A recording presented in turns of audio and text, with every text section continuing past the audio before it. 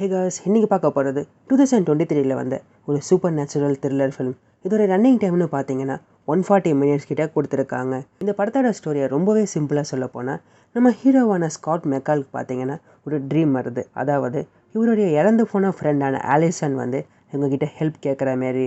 இதே ட்ரீம் பார்த்தீங்கன்னா அவங்களுடைய அப்பாவான ஏர்ஜென்ட்டுக்கும் வந்திருக்கு. ஸோ நம்ம ஹீரோ பார்த்தீங்கன்னா ஏதோ ஒரு ப்ராப்ளம் இருக்குது. அதனால் இவருடைய ஃப்ரெண்டான லிடியா, டெரக், ஜாக்சன், மெலியா இவங்க எல்லாருக்கிட்டேயும் போய் ஹெல்ப் கேட்பாரு. அதுபடியே பார்த்தீங்கன்னா ஒரு விதமான ஏன்சியன் ரிச்சுவல்ஸ் இருக்குது. அந்த ரிச்சுவல்ஸ் மூலமாக ஆலிசனை வந்து திரும்பி கொண்டு வர முடியும்னு சொல்லிட்டு லிடியா சொல்கிறாங்க. அவங்க சொன்னபடியே ஆலிசனை வந்து திரும்பி கொண்டு வந்துட்டாங்க. பட் இங்கேருந்தே இந்த படத்தோட ஸ்டோரியே ஆரம்பிக்குது. ஆலிசனுக்கு பார்த்தீங்கன்னா புது ஞாபகம் எதுவுமே இருக்காது. அதாவது அவங்களுடைய அப்பா வந்து முதல்ல சொல்லி கொடுத்த விஷயம் மட்டும்தான் ஞாபகத்தில் இருக்கும். அது என்னதுன்னா, நம்ம வந்து ஒரு ஹண்டர்ஸ், நம்ம வந்து வேர்வுல்ஃபை வந்து ஹண்ட் பண்ணுற ஃபேமிலி அப்படின்னு சொல்லியிருப்பார். அதுபடியே நம்ம ஹீரோவான ஸ்காட் மெக்கல் பார்த்தீங்கன்னா ஒரு வேர்வுல்ஃபாக இருப்பார்.